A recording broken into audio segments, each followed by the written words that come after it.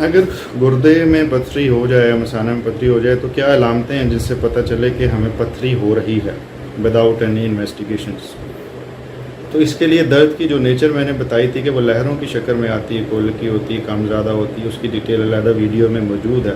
पथरी की लोकेशन के लिहाज से दर्द कहाँ कहाँ जाती है वो आप उस वीडियो में देख सकते हैं।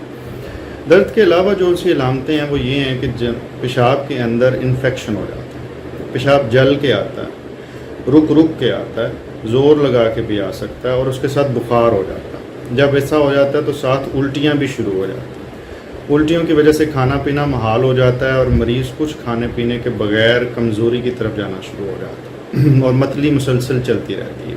फिर बाज़ का जो टीके लगते हैं उससे गुर्दे पे भी असर हो सकता है और गनूदगी वाले टीके दर्द के अगर लगते हैं तो उससे नींद आना शुरू भी हो सकती है। इसके अलावा पेशाब में से खून आ सकता है और पेशाब का रंग सुर्खी माइल हो सकता है अगर मुकम्मल तौर पे वो खून ना भी हो। जब पेशाब में आपको इन्फेक्शन हो या पेशाब में खून आए और साथ भूख कम लगना शुरू हो जाए, उल्टी आना शुरू हो जाए और दर्द जो सी है वो लहरों की शक्ल में आना शुरू हो जाए, तो इसका मतलब ये है कि चांस है कि आपको पेशाब के रास्ते में कहीं पथरी है या सिर्फ इन्फेक्शन भी हो सकता है। इन्फेक्शन की साइंस कैसे हैं और उसे कैसे आइडेंटिफाई करना है ये इंशाल्लाह एक अलग सीरीज़ में मैं 1 बाय 1 बताऊंगा, क्योंकि उसकी भी बेशुमार किस्में एक वीडियो में उसका अहाता नहीं किया जा सकता।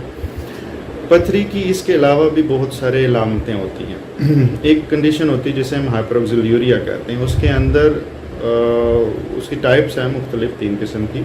एक सिविरिटी होती है जिसके अंदर जिगर में प्रॉब्लम होती है और उससे गुर्दे में पथरियाँ हो रही होती हैं। इसके अंदर किडनी और लिवर ट्रांसप्लांट इकट्ठा करना पड़ता है। जी हाँ, इतना बड़ा प्रॉब्लम भी बन सकता है अगर पथरियाँ जो सी हैं उस खास एक वजह से।